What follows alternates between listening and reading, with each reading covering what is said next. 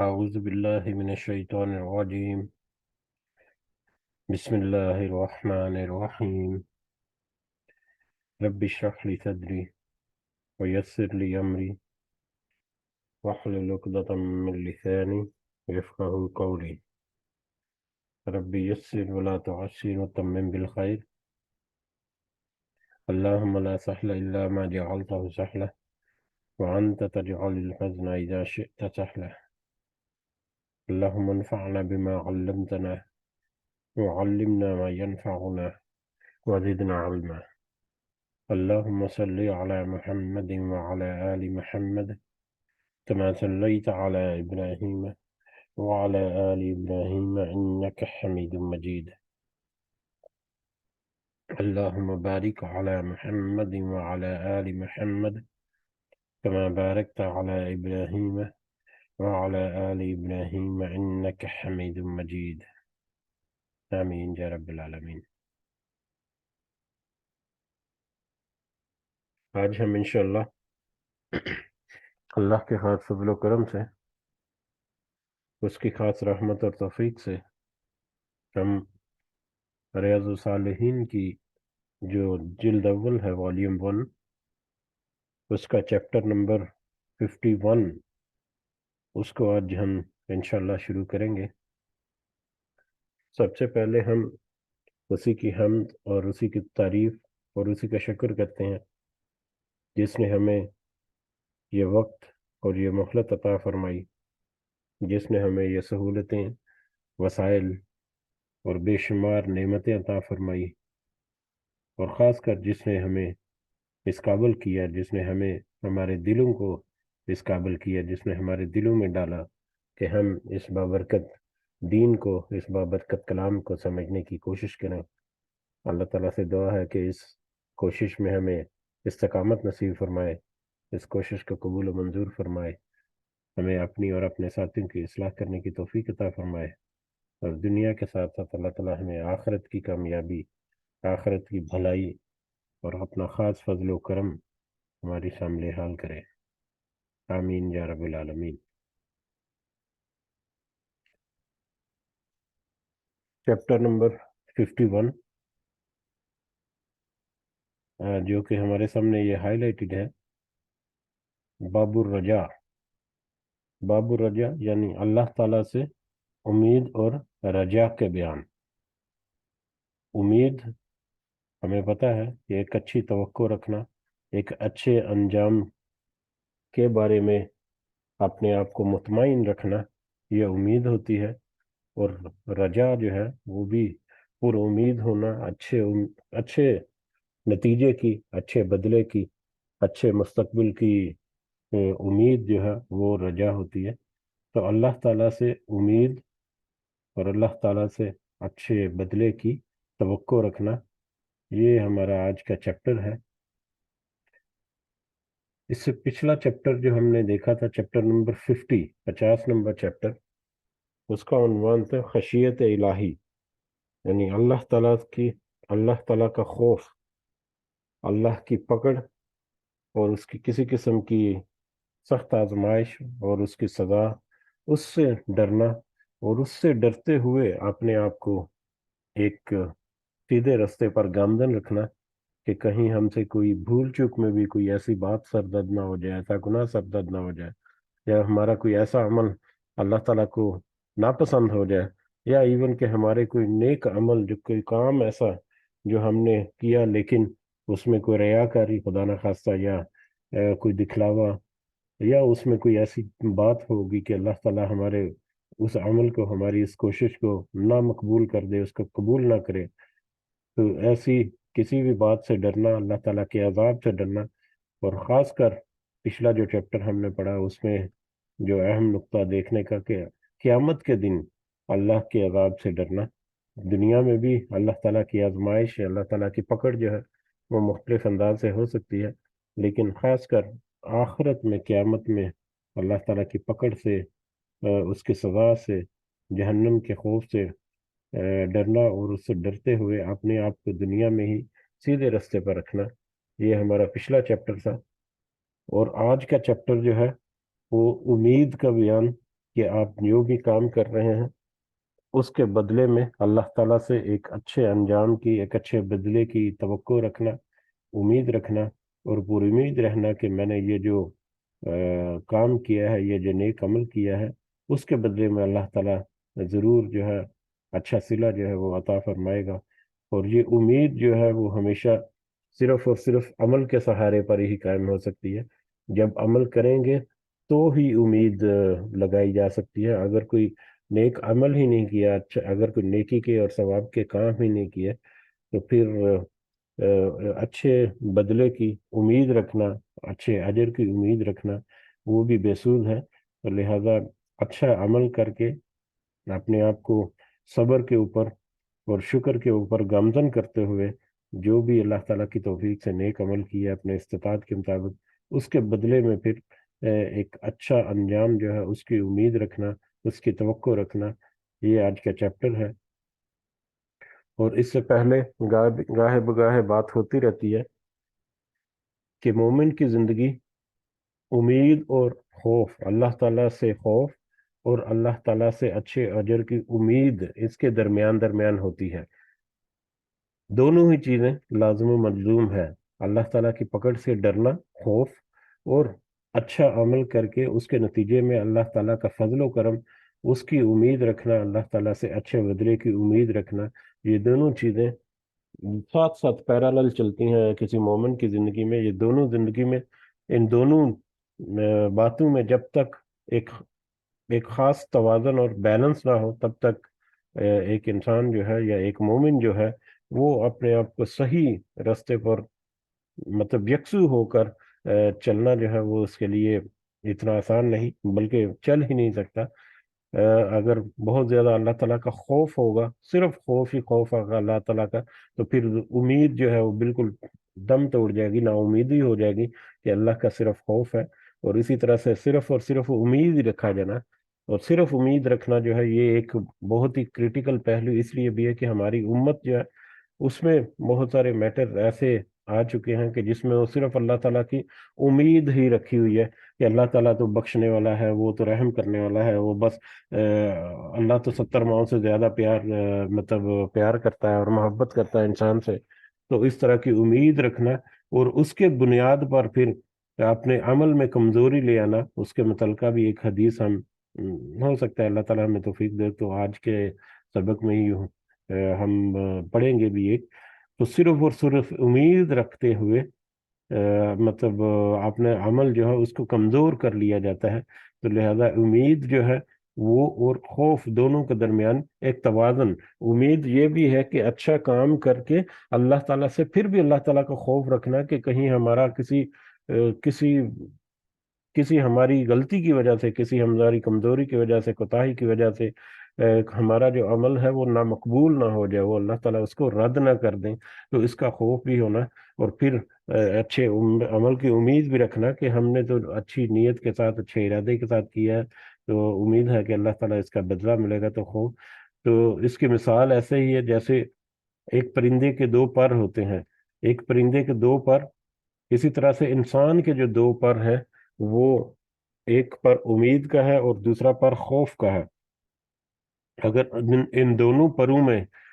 ایک ایک توازن نہ ہو، دونوں پروں میں ایک بیلنس نہ ہو، تو تب وہ پرندہ جو ہے وہ اپنی پرواز جو ہے وہ صحیح نہیں کر سکتا، بلکہ پرواز کر ہی نہیں سکتا۔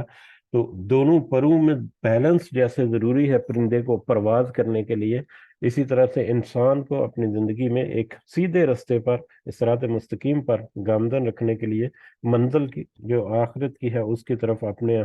یکسو ہو کر سوچ کر اپنے آپ کو عمل پیرا رکھنے کے لیے جو دو پر انسان کے ہیں، وہ ایک امید کا ہے اور ایک خوف کا ہے۔ جب تک وہ دونوں کو ایک دوسرے کے ساتھ بیلنس کرتے ہوئے چلتا رہے گا تو یقیناً وہ اللہ تعالیٰ کے بتائے ہوئے اس راستے پر اپنے آپ کو قائم رکھنے میں بہت مددگار ہوگا اس کا یہ عمل جو ہے۔ بہرحال اس کے اوپر اور بھی داری بات ہو سکتی ہے، لیکن ہم بڑھتے ہیں، آج اپنا سبق جو ہے اس کا آغاز کرتے ہیں، اور اس میں ہمیں کچھ مزید جو وضاحت یہاں پر ضرورت ہوگی تو اس کو ہم انشاءاللہ کوشش کریں گے اللہ تعالیٰ سے خاص دعا کے ساتھ کہ اس موضوع جو ہے اس موضوع کو ہمارے دلوں میں اتارے، اور اس کی اچھی نصیحت جو ہے اس کے مطابق ہمیں اللہ تعالیٰ ہمیں اپنی اصلاح کرنے کی توفیق عطا فرمائے، آمین۔ شروع کرتے ہیں سبق آج کا۔ سب سے پہلے حسب روایت یہاں پر شروع میں کچھ آیات کوٹ کی گئی ہیں، اور یہ سب سے پہلی آیت جو ہے یہ سورہ زمر کی آیت نمبر 53 ہے، جس میں اللہ تعالیٰ نے فرمایا، اے پیغمبر صلی اللہ علیہ وسلم فرما دیجئے، اے میرے بندو، جنہوں نے اپنی جانوں پر زیادتی کی ہے، جنہوں نے اپنی جانوں پر زیادتی کی ہے، یعنی اللہ کی نافرمانی کا ارتکاب کیا ہے، کوئی گناہ کر لیا ہے یا کوئی نافرمانیاں کی ہیں، تو اللہ کی رحمت سے نا امید نہ ہو، بے شک اللہ تعالیٰ تمام گناہوں کو بخش دے گا، اور وہ بخشنے والا اور نہایت مہربان ہے۔ یہ ان لوگوں کے لیے اللہ کے بندو، یعنی اللہ تعالیٰ نبی کریم صلی اللہ علیہ وسلم سے کہا جا رہا ہے کہ کہہ دیجئے کہ اے میرے بندو، اللہ کے بندو، تم اللہ کی رحمت سے نا امید نہ ہو۔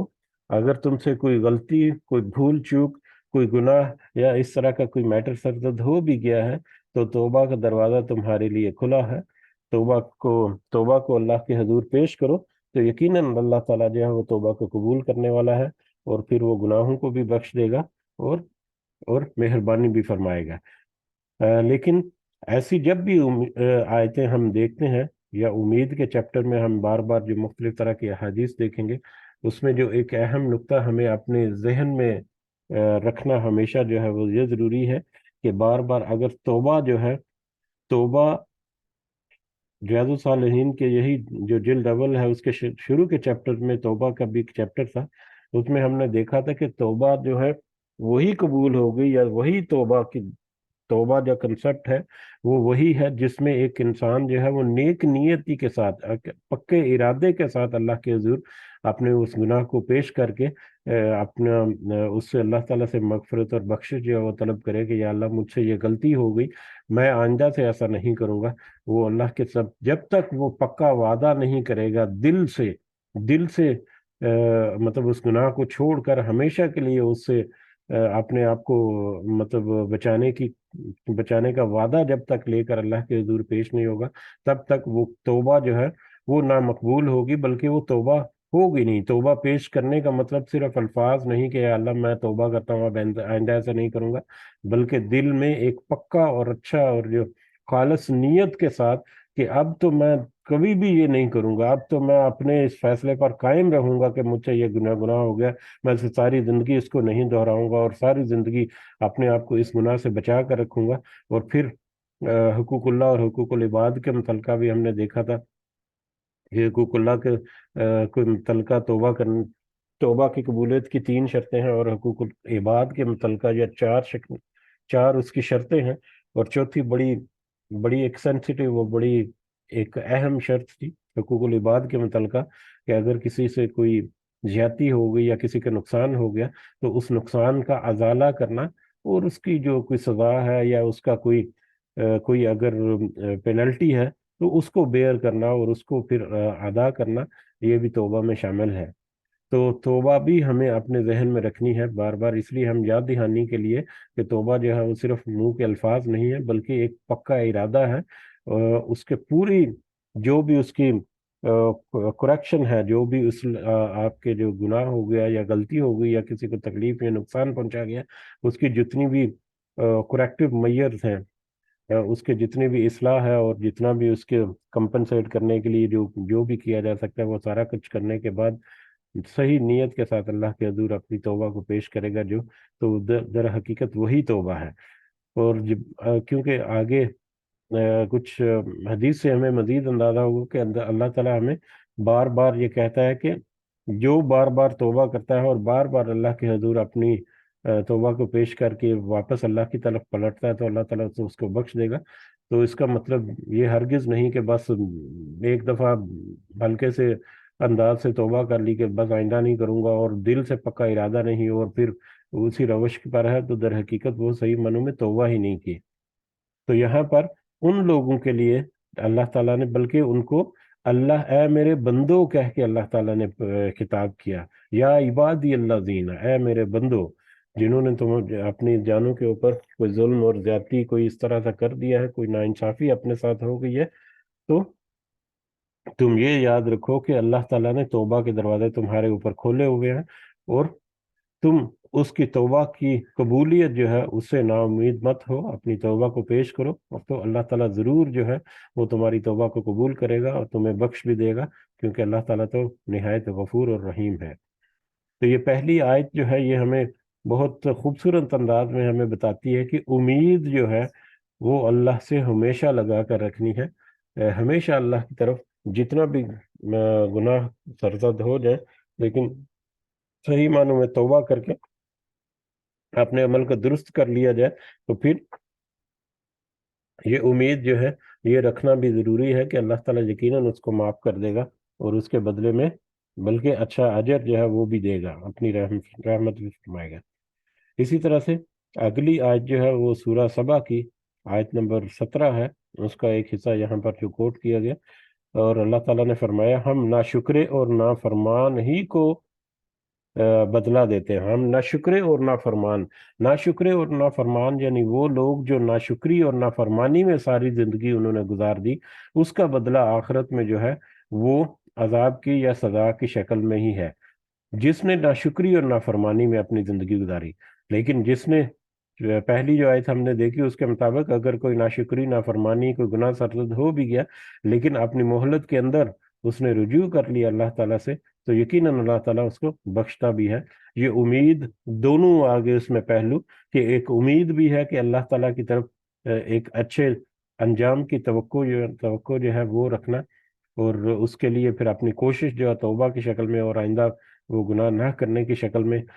وہ کوشش جو ہے وہ بھی اپنے ساتھ شامل حال کرنا، تو اس میں ایک امید ہے۔ لیکن اگر یہ کوشش ہی نہیں سرے سے کی، اگر سرے سے بالکل کوئی عمل ہی نہیں کیا، تو پھر اچھے انجام کی توقع اور امید رکھنا وہ بھی بے سود ہے، کیونکہ ایسے ناشکرے اور نافرمان لوگوں کو پھر اللہ تعالیٰ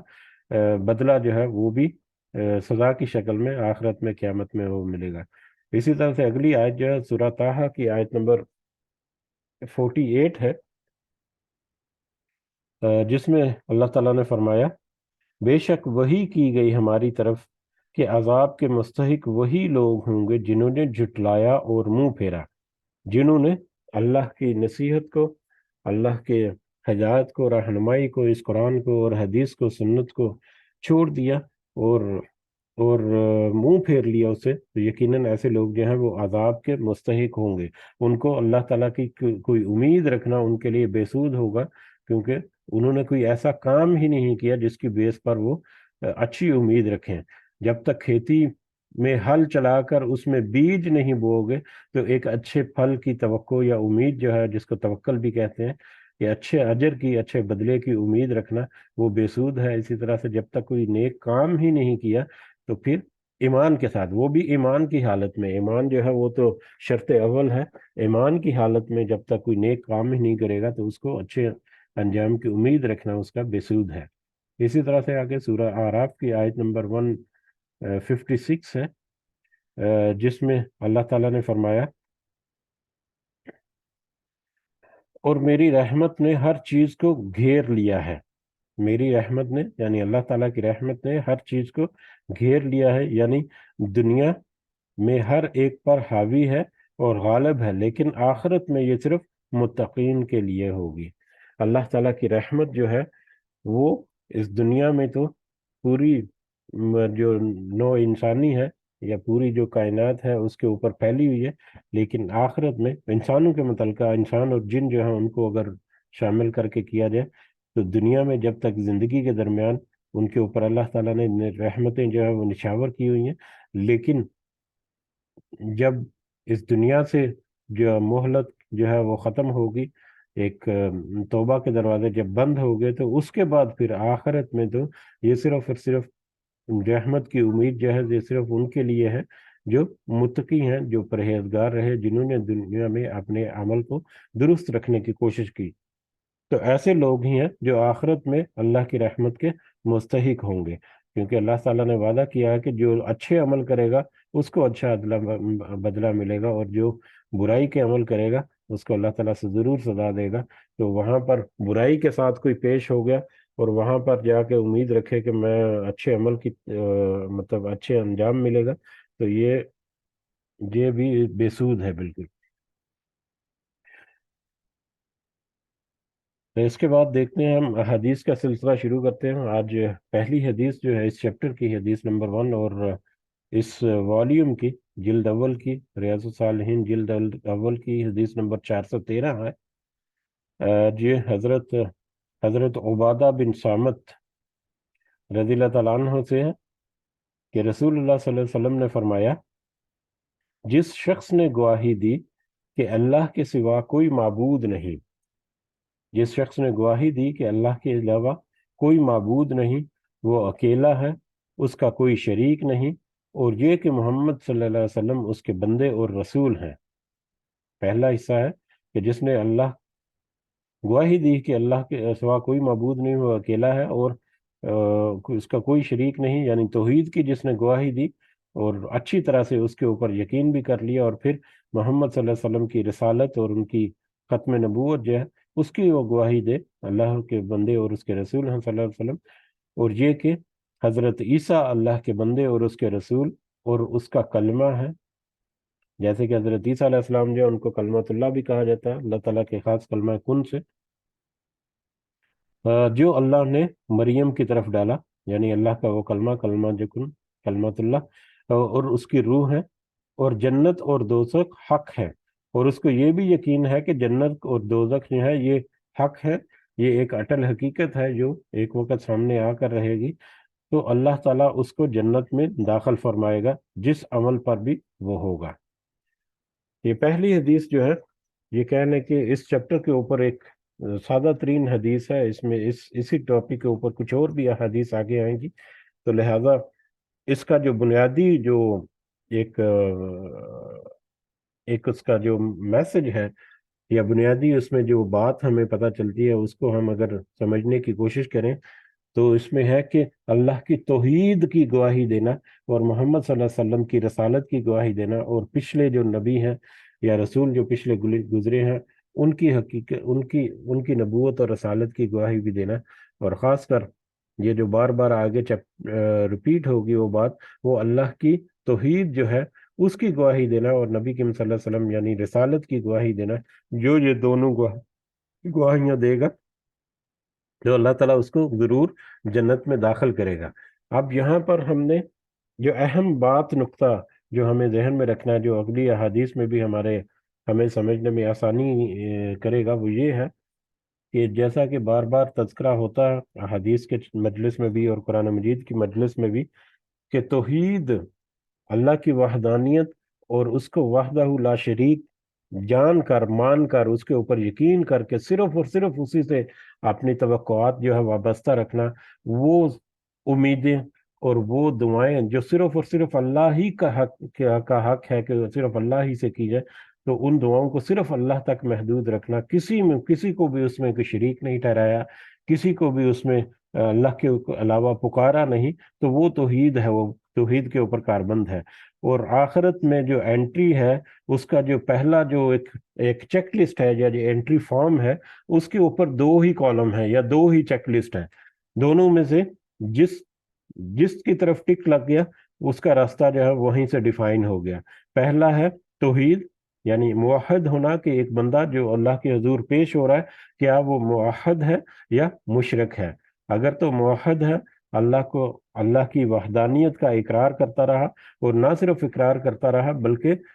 صحیح معنوں میں اس کے اوپر عمل پیرا بھی رہا، کسی بدعقیدگی میں نہیں پڑا، اللہ کے علاوہ کسی کو پکارا نہیں ان صفات کے ساتھ یا ان امیدوں کے ساتھ جو صرف اور صرف اللہ ہی کے ساتھ وابستہ رکھنی چاہیے، اس کے ساتھ کبھی شرک نہیں کیا، اس کے ساتھ کسی اور کو اس کے برابر حاجات کے لیے، مناجات کے لیے پکارا نہیں، تو وہ موحد ہے، تو اس کو الٹیمیٹلی اللہ تعالیٰ جنت میں ضرور داخل کریں گے۔ یہ ہمیں جو پیغام جو ہے وہ اگلی حدیث میں ملے گا، لیکن اس میں مسکنسیپشن جو ہے وہ بھی جب ایک تھوڑی سی ہوگی جو، تو وہ ہم اس کو دور کرنے کی کوشش کریں گے، اور اس کی مسکنسیپشن کا بھی ایک بنیادی نقطہ وہ یہی ہے کہ ایک تو شرک جو ہے وہ اس قدر حساس موضوع ہے کہ بہت سارے علماء جو ہے وہ بہت ہی سخت الفاظ میں جب وہ توحید کو بیان کرتے ہیں تو اس میں بہت ساری ایسی باتیں جو آ جاتی ہیں، وہ ہمیں ہمیں اپنی توجہ جو ہے ان کی طرف ضرور مبذول کرنی چاہیے کہ صرف اور صرف اللہ کے ساتھ امید رکھنا، اللہ کے ساتھ اپنی توقعات کو وابستہ رکھنا، اور صرف اللہ ہی سے اللہ ہی کی طرف اپنی ساری حاجات کو منسوب کرنا، اور صرف اسی سے ہر دعا جو ہے وہ کرنا، یہ بہت اہم حصہ ہے توحید کا، کہ اس میں اگر کسی نے ڈنڈی مار دی اپنے قولی طور پر ایمان والا ہونے کے باوجود، تو اس کا جو توحید کا جو عقیدہ ہے اس میں کچھ گڑبڑ ہو جائے گی یا اس میں کوئی نقص آنے کا اندیشہ ہوتا ہے، تو لہٰذا توحید کے میٹر میں بہت ہی احتیاط کی ضرورت ہے، یہ بہت اہم ہے ہمارے ساتھ سمجھنے کے لیے۔ اور دوسرا جو چیک لسٹ ہے قیامت کے دن اللہ کے حضور انٹری ہونے سے پہلے یا انٹری کے وقت، وہ ہے مشرک، کہ جس کا شرک جو ہے وہ ثابت ہو چکا، جس نے کسی بھی طور پر اللہ کے ساتھ شریک ٹھہرایا، اللہ کے ساتھ کسی اور کو پکارا، اللہ کے سوا کسی اور سے مدد اور حاجات اور مناجات جو ہے وہ طلب کی، تو اس کو وہیں سے اس کی ڈائریکشن جو ہے وہ دوزخ کی طرف ہو گئی۔ اس کے ساتھ جو بھی مکالمہ ہوگا، جو بھی ایکسکیوزز ہوں گے، جو بھی اس کے ساتھ باقی معاملات ہوں گے، وہ صرف کہ ایک کہہ لیں کہ ایک انصاف کے تقاضے پورے کرنے کے لیے مطلب ہوگا، لیکن الٹیمیٹلی اس کا جو ٹھکانہ ہے وہ جہنم ہی ہوگا۔ تو لہٰذا ہمیں یہ کوشش کرنی ہے، سب سے پہلے یہ سمجھنی کہ توحید جو ہے وہ کس قدر سینسٹیو ایشو ہے ہماری زندگی میں، اور توحید ایک ایسی چیز ہے جس کی حفاظت ہمیں اپنی پوری زندگی میں کرنی ہے، اور ہمیں یہ پوری محنت کرنی ہے کہ ہم اپنی موت کے وقت کم از کم توحید کے اوپر ضرور ہوں، کم از کم اللہ کے حضور جو ہماری جو وحدانیت ہے اللہ کی، اس کے اوپر جو عقیدہ ہے یا اس کے اوپر جو یقین ہے اس کو ہم صحیح معنوں میں تھامے رکھیں، تاکہ ایٹ لیسٹ جو اللہ کے حضور حاضر ہونے کا جو سب سے پہلا جو چیک پوائنٹ ہے، وہاں پر ہم کم از کم ایک ایسا ٹک لے کر آگے داخل ہوں جس میں اللہ تعالیٰ کے موحد بندوں میں ہم شامل ہوں، اور پھر اس کے بعد پھر اللہ تعالیٰ یہ امید بھی رکھے کہ پھر اللہ تعالیٰ اس کو جنت میں داخل کرے گا، اور اگر کوئی گناہ کچھ اس طرح کے ہیں کہ اللہ تعالیٰ نے اس کا وعدہ کیا ہے کہ اس کو سزا ضرور دے گا، تو اس وعدے کو بھی اللہ تعالیٰ وہاں پر پورا کرے گا۔ ہاں، اللہ تعالیٰ بخش بھی دے گا، اللہ تعالیٰ غفور الرحیم بھی ہے، وہاں پر اپنی رحمت بھی ان لوگوں کے لیے کرے گا جو توحید کے ساتھ وہاں پر حاضر ہوں گے، لیکن کچھ لوگ جو صحیح معنوں میں سزا کے مستحق ہیں، ان کو کچھ عرصہ کے لیے بے شک لیکن دوزخ میں داخل بھی ضرور کرے گا اللہ تعالیٰ، اس کا بھی وعدہ کیا ہے۔ اور یہ سوچ لینا، یہ امید کا یعنی کہ امید جو ہے اس کی طرف اگر ہم لوٹیں تو اس قدر سینسیٹیو ہے کہ یہ امید لگائے رکھنا کہ اللہ تعالیٰ ہمیں وہ بخش ہی دے گا، کہ اس کے بدلے میں ایک حدیث ہم دیکھیں گے بھی انشاءاللہ، کہ اپنا عمل جو ہے وہ کمزور کر لینا، یہ سب سے بڑی غلطی انسان جو ہے اس دنیا کی زندگی میں کرتا ہے۔ اور پھر ایک یہ کنسپٹ اپنے ذہن میں رکھنا کہ ٹھیک ہے، مطلب توحید کے ساتھ جائیں گے، چلو کچھ عرصہ جہنم میں رہ کر الٹیمیٹلی تو جنت میں چلے ہی جائیں گے، لیکن جہنم میں بھی کس قدر سخت اور کس قدر ہولناک عذاب ہے، جس کی ایک جھلک ہم نے پچھلے چیپٹر کی شروع کی حدیث میں دیکھا تھا، کہ جو سب سے کم تر سزا ہے، جو سب سے کم درجے کی سزا وہاں پر دی جائے گی، وہ اس کے پاؤں کے نیچے انگارے جو ہیں وہ رکھے جائیں گے، اور اس کی حدت اور اس کی تپش یا اس کی گرمی اس قدر شدید ہوگی کہ اس سے ذہن جو ہے یا دماغ جو ہے وہ کھولنے لگے گا جس طرح ہنڈیاں کھولتی ہے۔ تو یہ کم سے کم سزا ہے، اور جس کو کم سے کم سزا دی جائے گی، وہ یہ سوچے گا کہ شاید یہی سب سے بدتر سزا دی جا رہی ہے۔ تو لہذا اگر کوئی اس گمان میں ہے کہ جہنم میں جا کر تھوڑا عرصہ رہ کر واپس جنت میں چلے ہی جائیں گے، تو اس کو اپنے اس خام خیالی کی یہیں پہ درستگی کرنی چاہیے، یہیں پہ اس کی اصلاح کرنا یہ اس کے لیے بہت ضروری ہے۔ تو لہذا توحید جو ہے، توحید تب ہی قابل قبول ہوگا جب صحیح معنوں میں اللہ کے ساتھ ہر طرح سے اس کی صفات اور اس کی الوہیت جو ہے اور اس کی عبادات کے متعلقہ کسی بھی قسم کی کوئی ڈنگی، کسی قسم کا کوئی شک و شبہ نہیں ہونا چاہیے، تبھی ایک انسان جو ہے وہ صحیح معنوں میں توحید کے اوپر اپنے آپ کو گامزن یا قائم رہنا کہہ سکتا ہے۔ ادروائز اس کے توحید کے میٹر میں اگر اس کا کوئی شک و شبہ ہو گیا، کوئی دراڑ ہلکی سی پڑ گئی، کوئی ہیئر لائن کریک بھی اس میں آ گیا، تو وہ بھی ایک بہت ڈینجرس بات ہے۔ یہ اہم نقطہ ہمارے سمجھنے کا، اس لیے میں نے تھوڑا سا اس کے اوپر وقت بھی ہم نے کوشش کی اس کو سمجھنے کے لیے، کہ آگے بہت ساری احادیث آئیں گی جس میں یہ ہمیں میسج ملے گا کہ جو اللہ کی توحید کے اوپر قائم رہا، اللہ تعالیٰ اس کو جنت میں داخل کرے گا۔ لیکن توحید کے اوپر قائم رہنا جو ہے وہ ایک تو سب سے زیادہ امپورٹنٹ ہمارے لیے، کہ اس کے سارے پہلو کو اپنے ساتھ اپنے سامنے رکھیں، اور دوسرا جو سب کے دل سے توحید کے ساتھ نیک عمل کرے گا وہ یقیناً اللہ تعالیٰ اس کو جنت میں داخل کرے گا۔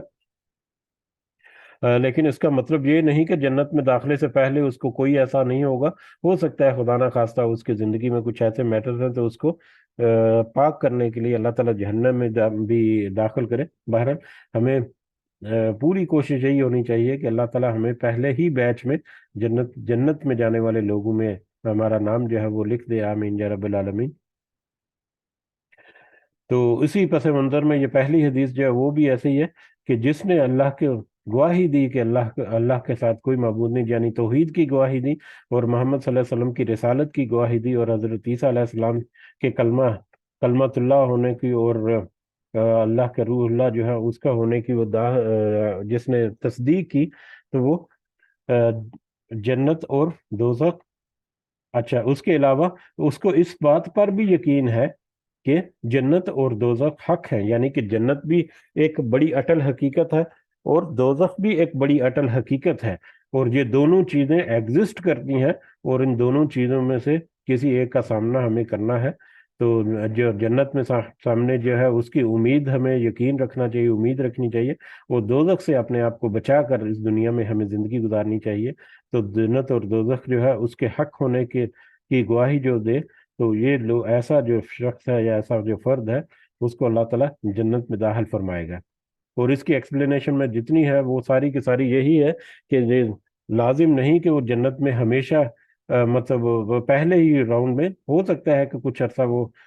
جہنم کا مزہ یا آگ کا مزہ اس کو چکھنا پڑے، استغفر اللہ، لیکن الٹیمیٹلی اس کو اللہ تعالیٰ جنت میں داخل کرے گا۔ لیکن اس کے بارے میں پھر اس قدر امید رکھنا کہ بس اللہ تعالیٰ ہمیں معافی کر دے گا دنیا میں، اس سے ذرا سے اجتناب، یا اس میں ذرا ایک ایک احتیاطی تدابیر کی ضرورت ہے، کہ امید لگانے کا مطلب ہے کہ اپنے عمل کو بھی اس کے مطابق درست رکھنا۔ بہرحال اگلی حدیث جو ہے حدیث نمبر 2 اس چیپٹر کی، اور اس والیوم کی حدیث نمبر 414 ہے۔ یہ حضرت ابو ذر سے روایت ہے رضی اللہ تعالیٰ عنہ، جس میں نبی کریم صلی اللہ علیہ وسلم نے فرمایا، اللہ عز و جل فرماتا ہے کہ جس نے ایک نیکی کی اس کے لیے 10 گنا اجر ہے، جس نے ایک نیکی کی اس کے لیے 10 گنا اجر ہے، یا اس سے بھی زیادہ میں دوں گا، اور جس نے برائی کی اس کا بدلہ اس کی مثل ہوگا، یعنی اس سے زیادہ نہیں ہوگا۔ ایک برائی کی تو اس کا بدلہ، یا اس کا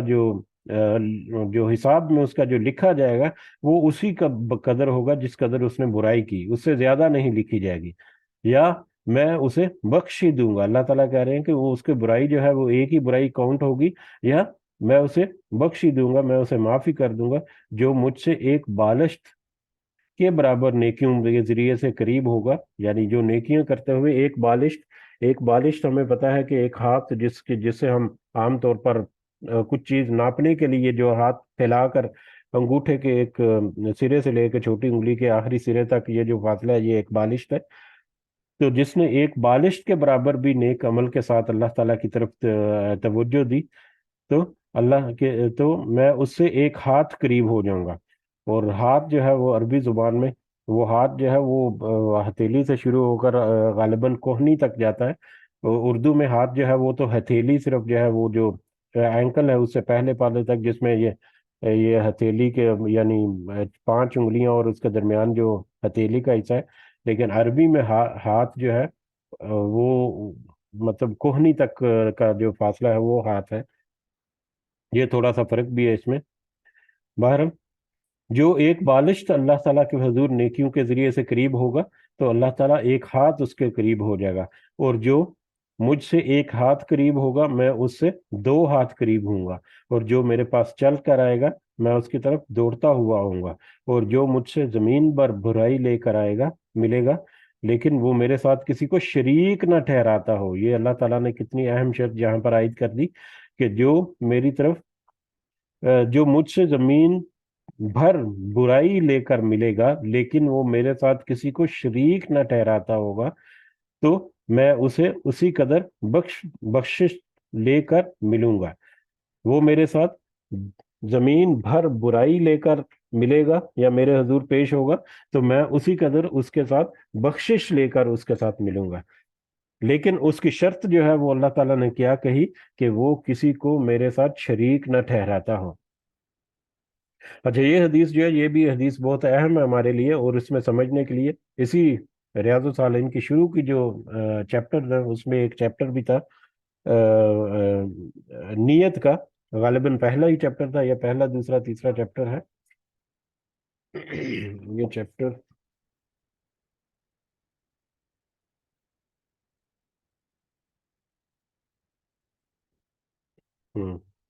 یہ شروع کے چیپٹر میں یہ توبہ کا بیان اور صبر کا بیان اسی میں ہے. یہ ہے کہ اس میں ہم نے پڑھا تھا کہ ایک انسان، ایک مومن جو ہے، جب وہ کسی نیک کام کا ارادہ کرتا ہے،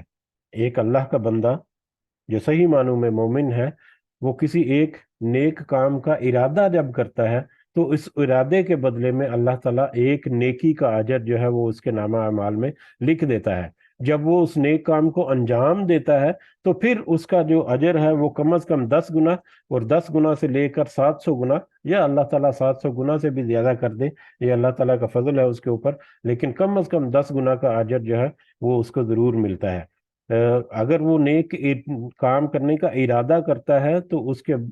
نامہ اعمال میں ایک نیکی لکھ دی جاتی ہے، چاہے وہ کرے یا نہ کرے، لیکن اس نے اچھی نیت کے ساتھ ارادہ کیا کوئی نیک کام کرنے کا. جب وہ اس نیک کام کو پرفارم کر دیتا ہے، پریکٹیکلی کر گزرتا ہے، تو پھر اس کا اجر جو ہے کم از کم 10 گنا سے 700 گنا یا 700 گنا سے بھی زیادہ ہوگا. لیکن اس کے برعکس جو کوئی برائی کی نیت کرتا ہے تو اس کا کوئی برائی کا ارادہ جو ہے وہ کوٹ نہیں کیا جاتا، لکھا نہیں جاتا جب تک کہ وہ برائی کر نہ لے. اور جب وہ برائی کرتا ہے تو اس ایک برائی کو ایک ہی کاؤنٹ کیا جاتا ہے. یہ اللہ تعالیٰ کی رحمت جو ہے جو کس طرح سے ہمارے ساتھ شامل حال ہے اور کس طرح سے اس زمین کے اوپر پھیلی ہوئی ہے کہ نیکی کا صرف ارادہ کر لینا ہی ایک اجر کا مستحق بنا دیتا ہے. لیکن اگر صحیح معنوں میں صحیح نیت کے ساتھ، پکے ارادے کے ساتھ وہ جو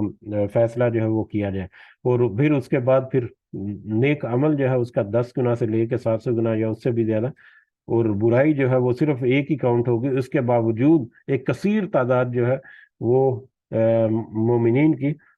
وہ جہنم کا رخ بھی کرے گی. اللہ تعالیٰ ہمیں ایسے کسی بھی گروہ میں شامل ہونے سے محفوظ رکھے، اور اللہ تعالیٰ ہمیں پہلے ہی راؤنڈ میں ان لوگوں میں شامل فرمائے جو کہ جنت کے حقدار ہوں گے. آمین. تو اس میں یہاں پر یہ بہت واضح انداز میں ہے کہ جس نے شرک نہیں کیا، شرک سے پاک ہو کر جس نے اپنی زندگی میں جب اس کو موت آئی تو وہ موحد تھا، وہ صرف اور صرف اللہ ہی کے ساتھ اپنی ساری توقعات وابستہ رکھتا تھا، صرف اسی سے امیدیں رکھتا تھا، صرف اسی کی عبادت کرتا تھا، اس کے علاوہ کسی اور کو شریک نہیں ٹھہراتا تھا، کسی اور کو اس نے اللہ کے علاوہ پکارا نہیں. جو اس چیز کی گارنٹی جس کو پتا ہے کہ میں اس چیز کے اوپر کاربند ہوں، تو یقیناً اس کو ایک یہ امید رکھنی چاہیے کہ اللہ تعالیٰ اس کے گناہوں کو بھی بخش دے گا. اس کو تو وہ ایک ایک بالش کے برابر گناہوں کو لے کر، نیکیوں کو لے کر جائے گا تو اللہ تعالیٰ اس کو مطلب ایک پورا ہاتھ جو ہے اس کی نسبت اگر دیکھا جائے تو کئی گنا بڑا ہاتھ ہوتا ہے، تو اس کے ساتھ وہ اللہ تعالیٰ اس کو ملے گا. اور جو ایک ہاتھ قریب ہوگا اللہ تعالیٰ اس سے ڈبل دگنا جو ہے اس کے قریب ہوگا، دگنا ہوگا اس کا لیے. اور جو چل کر آئے گا اللہ تعالیٰ اس کی طرف دوڑتا ہوا آئے گا. یہ مثال سمجھانے کے لیے کہ جو جس قدر مطلب اچھے عمل کے ساتھ آئے گا، جس طرف خوش اسلوبی کے ساتھ اللہ کی طرف بڑھے گا، تو اللہ تعالیٰ اس سے زیادہ ویلکمنگ رسپانس جو ہے وہ دے گا. لیکن اس کی شرط جو ہے وہ یہی ہے کہ وہ اللہ کے ساتھ کسی کو شریک نہ ٹھہراتا ہو. تو اللہ کے ساتھ شرک سے بچتے ہوئے اپنے آپ کو توحید پر قائم رکھنے والا جو ہے اس کو یہ امید رکھنی چاہیے کہ وہ اللہ تعالیٰ اس کے گناہوں کو ضرور اور ضرور معاف فرما دے گا. نہ صرف معاف فرما دے گا بلکہ اس کے گناہوں کو اجر میں بھی تبدیل کر سکتا ہے. اسی طرح سے اگلی حدیث جو ہے اس چیپٹر کی، یہ حضرت جابر سے روایت ہے رضی اللہ تعالیٰ عنہ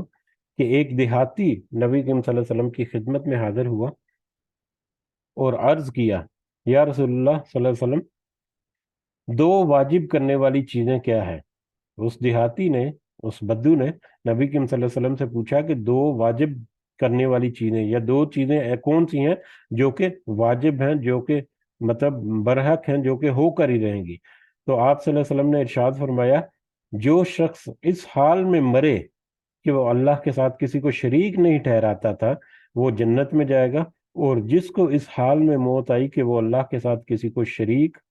ٹھہراتا تھا، تو وہ جہنم میں جائے گا۔ یعنی دو واجب چیزیں جو نبی کریم صلی اللہ علیہ وسلم نے فرما دی کہ یہ تو اٹل حقیقت ہے اور ایسا ہو کر ہی رہے گا کہ اس میں سے جو اللہ کے ساتھ شریک نہیں ٹھہراتا جائے، یعنی توحید کے اوپر جو اس دنیا میں مرا تو وہ جنت میں جائے گا، اور جو شرک کے اوپر اس دنیا میں سے اپنی زندگی جو وہ خاتمہ ہوا اس کا، تو وہ جہنم میں جائے گا۔ جیسا کہ ابھی آج شروع میں ہی ہم نے کہا کہ موحد اور مشرک ہونا، یہ دو سب سے بڑی چیک لسٹ ہیں جو آگے اللہ تعالی کے حضور ملاقات کے وقت جو سب سے پہلا جو چیک پوائنٹ ہے وہ یہی ہے کہ موحد جو ہے اس کی ڈائریکشن ہی دوزخ کی طرف ہوگی، کہ بس اب وہ دوزخ ہی اس کے منزل ہے۔ جو مشرک ہے، سوری، اور جو موحد ہے وہ اس کی ڈائریکشن جو ہے وہ دوسری طرف اللہ تعالیٰ کے دوسرے جو مطلب ٹیسٹ پوائنٹس ہیں، دوسرے جو چیک پوائنٹس ہیں ان کی طرف ہوگی، جس میں اس کا حساب کتاب ہوگا، اس کی اچھائیاں اور برائیاں جو ہیں وہ توڑی جائیں گی، اور اس کے مطابق اللہ تعالیٰ پھر اپنا خاص فضل و کرم بھی کرے گا۔ اس کے باوجود وہ اس قدر کمزور رہا کہ وہ بالکل بھی کچھ نہیں خالی لے کے گیا، تو اللہ تعالیٰ تو اس کو جہنم میں ضرور بھیج دے گا۔ اور پھر الٹیمیٹلی پھر اب یہاں پر یہ جو ہے کہ وہ جنت میں جائے گا، جو اللہ کے ساتھ جس کو شریک نہیں ٹھہراتا تھا وہ جنت میں جائے گا۔ اس کی ایکسپلینیشن میں جتنی تفاسیر، جتنی مفسرین نے لکھا ہے وہ یہی ہے کہ وہ جنت میں جائے گا کا مطلب یہ ہے کہ وہ جہنم میں اگر گیا بھی تو جہنم میں ہمیشہ نہیں رہے گا، جہنم سے نکال کر الٹیمیٹلی وہ جنت میں داخل کر دیا جائے گا۔ لیکن جیسا کہ ابھی تذکرہ ہوا کہ سب سے کم تر سزا جو ہے جس کو دی جائے گی، ابھی پچھلی چیپٹر میں جو حدیث پڑھی کہ جس کو سب سے کم تر سزا جہنم کی یا آگ کی یا دوزخ کی دی جائے گی، وہ بھی اس قدر شدید ہوگی کہ اس کو سہنے والا یہ سمجھے گا کہ شاید یہی سب سے سخت ترین سزا ہے۔ تو ہمیں ہر حال میں اس چیز کے اوپر توجہ رکھنی ہے کہ ہم نے توحید کے ساتھ نیک عمل جو ہے وہ بھی اپنے ساتھ لے کر جانے ہیں، تو کوئی یہ گمان نہ کرے کہ جہنم میں جائیں گے اور وہاں سے نکال کر جنت میں داخل کر دیے جائیں گے۔ وہ بہت ہی سخت ماحول ہوگا جس کا ہمیں یہاں پر اندازہ بھی نہیں کر سکتے۔ اللہ تعالیٰ ہمیں محفوظ رکھے، آمین۔ بہرحال اس حدیث میں ہمیں دو واجب چیزیں جو ہیں وہ، ایک تو جنت جو ہے وہ واجب ہے اس کے لیے جو توحید کے اوپر جس نے اپنی زندگی جو ہے وہ گزار دی، اس کے اوپر جنت واجب ہے، یعنی الٹیمیٹلی اس کو جنت جو ہے وہ ضرور ملے گی۔ لیکن جس نے شرک کے اوپر اپنی زندگی گزاری اور اس کی موت کے وقت بھی اس کے ساتھ شرک چپکا ہوا تھا، تو وہ جہنم میں جائے گا، اس کو پھر جنت جو ہے وہ نہیں مل سکتی۔ اس کے ساتھ اگلی حدیث جو ہے 416 نمبر، یہ حضرت انس سے روایت ہے کہ بے شک نبی کریم صلی اللہ علیہ وسلم جبکہ حضرت معاذ آپ کے ساتھ، آپ کے پیچھے سواری پر سوار تھے، یعنی حضرت معاذ جو ہے رضی اللہ تعالیٰ عنہ، وہ نبی کریم صلی اللہ علیہ وسلم کے ساتھ سواری پر سوار تھے، ان کے پیچھے وہ بیٹھے ہوئے تھے سواری پر۔ تو نبی کریم صلی اللہ علیہ وسلم نے ارشاد فرمایا، اے معاذ، تو انہوں نے عرض کیا، یعنی حضرت معاذ نے عرض کیا، یا رسول اللہ حاضر ہوں۔ آپ صلی اللہ علیہ وسلم نے پھر فرمایا، اے معاذ، تو انہوں نے عرض کیا، حاضر ہوں یا رسول اللہ صلی اللہ علیہ وسلم۔ 3 مرتبہ آپ صلی اللہ علیہ وسلم نے انہیں پکارا، اور معاذ نے لبیک یا سعدیک کہا 3 دفعہ۔ اس کے بعد آپ صلی اللہ علیہ وسلم نے ارشاد فرمایا، جو بندہ اس بات کی گواہی دے کہ اللہ کے سوا کوئی معبود نہیں اور محمد صلی اللہ علیہ وسلم اس کے بندے اور رسول ہیں، بشرطے کہ یہ گواہی دل کی سچائی سے ہو۔ اب وہی جو ہے پچھلی جو ہے اس کی ایکسپلینیشن یہاں پر آ گئی کہ پچھلی حدیث میں تھا کہ جس نے جو توحید کے اوپر رہا وہ جنت میں جائے گا، اس کی فردر ایکسپلینیشن جو ہے وہ اس حدیث سے ہمیں ملتی ہے کہ جس نے تو توحید کی گواہی دی کہ اللہ کے سوا کوئی معبود نہیں، اور پھر رسالت کی گواہی دی کہ محمد صلی اللہ علیہ وسلم جو ہے اللہ کے بندے اور رسول ہیں، اور اس کے ساتھ وہ شرط کیا ہے، بشرطے کہ یہ گواہی دل کی سچائی سے ہو۔ یعنی صدق کے دل سے یہ گواہی دے رہا ہو، تو اللہ تعالیٰ اس کو جہنم کی آگ پر حرام فرما دے گا۔ حضرت معاذ نے عرض کیا، یہ بہت ہی اہم نقطہ ہے آج ہمیں سمجھنے کے لیے، خاص کر امید کے چیپٹر میں یا امید کے موضوع کے اوپر، کہ حضرت معاذ رضی اللہ تعالیٰ عنہ نے عرض کیا کہ اللہ کے رسول صلی اللہ علیہ وسلم، کیا یہ بات میں لوگوں کو نہ بتلا دوں؟ یہ جو آپ نے مجھے بات بتائی ہے کہ جس نے توحید اور رسالت کی صدقے دل سے گواہی دے دی تو اللہ تعالیٰ نے اس کے اوپر جہنم جو ہے اس کی آگ کو حرام فرما دیا۔ تو حضرت معاذ نے فرمایا کہ کیا یہ بات میں لوگوں کو نہ بتلا دوں کہ یہ تو ایک خوشخبری ہے تاکہ وہ خوش ہو جائیں؟ تو آپ صلی اللہ علیہ وسلم نے فرمایا تب تو وہ اسی پر بھروسہ کر لیں گے اور عمل سے غافل ہو جائیں گے۔ یعنی ایک اتنی بڑی خوشخبری امت کے لیے، جو حضرت معاذ نے نبی کریم صلی اللہ علیہ وسلم سے پوچھا کہ میں یہ لوگوں کو بتاتا ہوں کہ لوگ خوش ہو جائیں گے، صحابہ کرام سنیں گے یا لوگ سنیں گے تو وہ خوش ہوں گے، تو آپ صلی اللہ علیہ وسلم نے فرمایا جب تم یہ خوشخبری ان کو سناؤ گے تو تب تو وہ اسی پر بھروسہ کر لیں گے اور عمل سے غافل ہو جائیں گے۔ ٹھیک ہے، یہ عمل سے غافل ہو جائیں گے، اس کی ایکسپلینیشن ہے کہ اسی پر بھروسہ کر لیں گے، یعنی اسی پر اپنی امید جو ہے وہ وابستہ کر لیں گے کہ بس ہم نے توحید اور رسالت کی گواہی دے دی، بس یہ ہمارے لیے جنت میں داخل ہونے کے لیے یہی کافی ہے۔ تو اس کا عمل جو ہے وہ پھر غافل ہو جائیں گے، کمزور ہو جائیں گے عمل کے معاملے میں، لہذا ان کو اتنی زیادہ امید اس طرح سے دلانے کا وہ مطلب نبی کریم صلی اللہ علیہ وسلم نے اشارہ وہاں پر دے دیا۔ چنانچہ حضرت معاذ نے اس بات کو اپنے تک محدود رکھا، یعنی حضرت معاذ نے زندگی بھر کو پھر بات جو ہے وہ لوگوں کو نہیں بتلائی، لیکن آخر میں آ کر اپنی موت کے وقت گناہ سے بچنے کے لیے فرمان نبی صلی اللہ علیہ وسلم کو فرما دیا۔ گناہ سے بچنے کے لیے یعنی کہ نبی کریم صلی اللہ علیہ وسلم کی تعلیمات یا ان کے جو احکامات تھے یا ان کی جو باتیں تھیں وہ دوسروں کو بتانا اور دوسروں کو پیش کرنا، کہیں یہ نہ ہو کہ میرے دل میں کوئی نبی کریم صلی اللہ علیہ وسلم کی کوئی ایسی بات جو ہے وہ میرے دل میں ہے جو میں نے نہیں بتائی، کوئی اس میں کوئی اللہ تعالیٰ کی پکڑ نہ ہو جائے کہ یعنی کہ ہمارے پاس بھی جو نصیحت اللہ تعالیٰ کی طرف سے آتی ہے، جو بھی اچھی بات آتی ہے اس کو دوسروں کے پاس پہنچانا وہ ہمارے لیے ضروری ہے۔ یہ اس کی طرف اس کی اہمیت جو ہے وہ ہمیں اندازہ ہے تھوڑا، تو اس کی اہمیت کو سمجھتے ہوئے کسی گناہ کے کسی بھی مطلب شک سے نکلنے کے لیے حضرت معاذ نے پھر اپنی موت کے وقت پھر یہ حدیث جو ہے یہ کوٹ کر دی یا بتا دی دوسروں کو بھی، اور اس سے ہمیں یہ بہت واضح انداز میں پتہ چلتا ہے کہ جو بہت زیادہ پر امید ہوتا ہے وہ اپنے عمل کو، یہ عین ممکن ہے کہ وہ اپنے عمل کو کمزور کر لے، وہ اپنے عمل کو مطلب تھوڑا سا ویک کر دے، غافل ہو جائے اچھے عمل کرنے سے، کہ بس اللہ تعالیٰ تو معاف کر ہی دے گا، ہمارے لیے یہی کافی ہے کہ ہم نے توحید کی گواہی دی اور رسالت کی گواہی دی اور ختم نبوت کی گواہی دیتے ہیں، اور کہتے ہیں کہ جو کچھ بھی ہیں تیرے محبوب کی امت سے ہیں، صرف ایسا کہہ لینے سے اس کی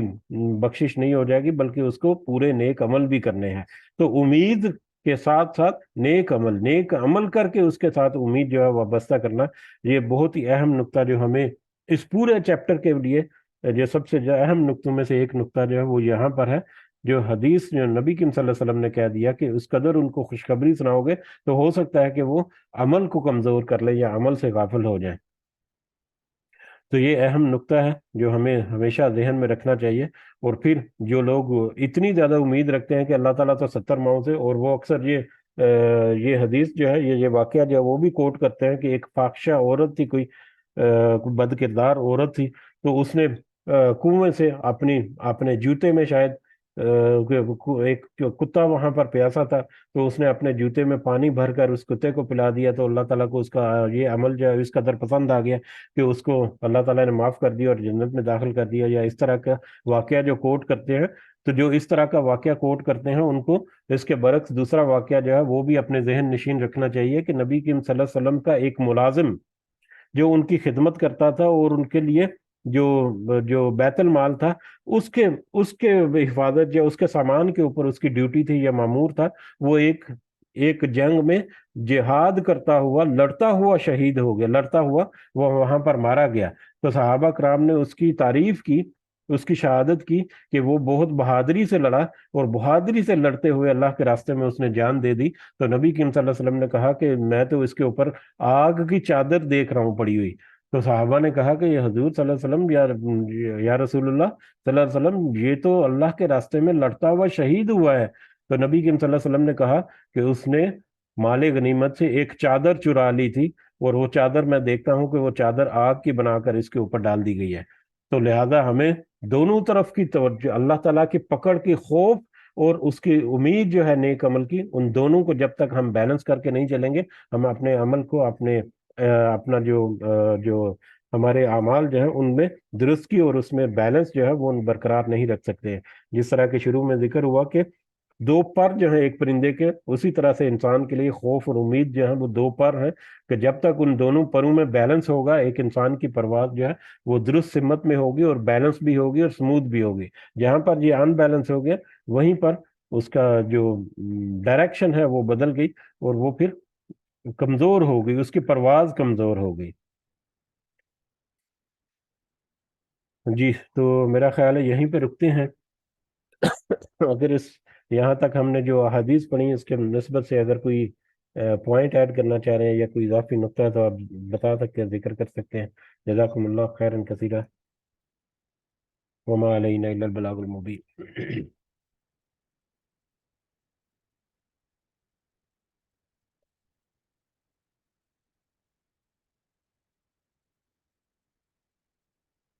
جی، مجھے امید ہے کہ انشاءاللہ آج جی کا یہ جو چیپٹر یا اس کی جو حساسیت ہے، وہ اس کے اوپر زور اس لیے بھی دے دیا گیا کہ وہ حساسیت جو ہے وہ بہت اہم ہے ہمارے لیے۔ بہت سارے بات عقیدگی ہیں جو اسے اپنے آپ کو محفوظ رکھنے کے لیے، اور خاص کر اس میں توحید جو ہے اس کے بارے میں بہت کیئرفل ہونے کی ضرورت ہے۔ اور توحید کے علاوہ جو اللہ تعالیٰ کے ساتھ جو امید باندھنی ہے، خوف جو ہے، خوف کے ساتھ ساتھ امید جو اللہ تعالیٰ سے لگانی ہے، تو وہ امید کا جو محور ہے وہ آپ کا نیک عمل، ہمارا نیک عمل ہونا چاہیے کہ یا اللہ ہم یہ نیک عمل کر رہے ہیں، اس کے بدلے میں تیرے اجر کی امید رکھتے ہیں ہم۔ تو عمل کے بغیر امید وابستہ کرنا وہ بے سود ہے۔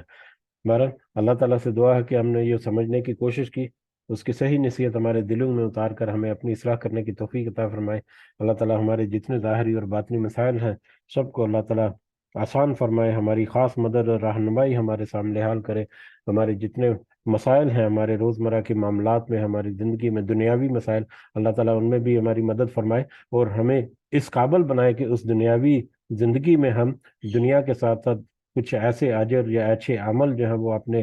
اپنی کٹری میں یا اپنے سیونگ بینک میں ڈال سکے، کہ ہماری موت کے وقت ہمارے پاس کم از کم اتنا بیلنس ہو، آخرت کی اتنی کرنسی ضرور موجود ہو جو کہ ہمیں جنت کے حصول میں ہماری مددگار ہو۔ آمین یا رب العالمین۔ ہمارے والدین کو اللہ تعالیٰ خاص رحمت سے رکھے، خاص فضل و کرم رکھے۔ جو حیات ہیں ہمارے والدین، اللہ تعالیٰ انہیں صحت سے بھرپور زندگی عطا فرمائے، اور ان کو بھی اور ہمیں بھی اللہ تعالیٰ عرض العمر سے محفوظ رکھے۔ جو اس دنیا سے گزر گئے ہمارے والدین اور بزرگ، بہن بھائی، رشتہ دار، عزیز و اقارب، سارے مومنین اور مومنات، اللہ تعالیٰ سب کو اپنے خاص فضل و کرم میں سے جنت الفردوس میں اعلیٰ مقام عطا فرمائے۔ رب ارحمہما کما ربیانی صغیرہ، رب ارحمہما کما ربیانی صغیرہ، رب ارحمہما کما ربیانی صغیرہ، ربنا آتنا فی الدنیا حسنہ وفی الآخرۃ حسنہ وقنا عذاب النار، ربنا ظلمنا انفسنا وإن لم تغفر لنا وترحمنا لنكونن من الخاسرین۔ تو یہ دن جو عشرہ مبارکہ جو چل رہا ہے، عشرہ ذی الحجہ، اس کی اہمیت جو ہے یقیناً آپ سب نے بہت سارے پروگرام جو ہیں وہ بھی سنے ہوں گے، بہت سارے کلپس آئے ہوں گے، بہت سارے میسیجز آپ کے پاس آئے ہوں گے، تو ہم زیادہ توجہ نہیں دے سکے اس کی طرف، کیونکہ ہمارا جو سبق ہے وہ بس چل رہا ہے اسی طرح سے۔ یقیناً آپ سب کو پتہ ہوگا کہ ان دنوں کی کیا اہمیت ہے، فضیلت ہے، کہ جس طرح سے رمضان کے آخری عشرے کی راتیں جو ہیں وہ اہم ہیں، اسی طرح سے یہ دن جو ہے اس پورے سال میں، یہ جو ذی الحجہ کے پہلے 10 دن، وہ کس قدر اہمیت کا حامل ہے۔ یقیناً آپ سب نے اس کے اوپر بہت ساری انفارمیشن آئی ہوگی، اس کے نسبت سے ہم دعا کرتے ہیں کہ اللہ تعالیٰ ہمیں ان سے زیادہ سے زیادہ اجر حاصل کرنے کی توفیق عطا فرمائے، اور ہم سب ایک دوسرے کے لیے دعا کریں کہ اللہ تعالیٰ ہمیں ہمت و طاقت و توفیق دے کہ ہم ان دنوں کا صحیح فائدہ جو ہے وہ سمیٹنے کی اللہ تعالیٰ ہمیں توفیق دے۔ ربنا تقبل منا انك انت السميع العليم وتب علينا انك انت التواب الرحيم۔ سبحان ربك رب العزة عما يصفون وسلام على المرسلين والحمد لله رب العالمين۔ سبحانك اللهم وبحمدك اشهد ان لا اله الا انت استغفرك واتوب اليك۔ جزاكم الله خيرا كثيرا۔ السلام علیکم ورحمۃ اللہ وبرکاتہ۔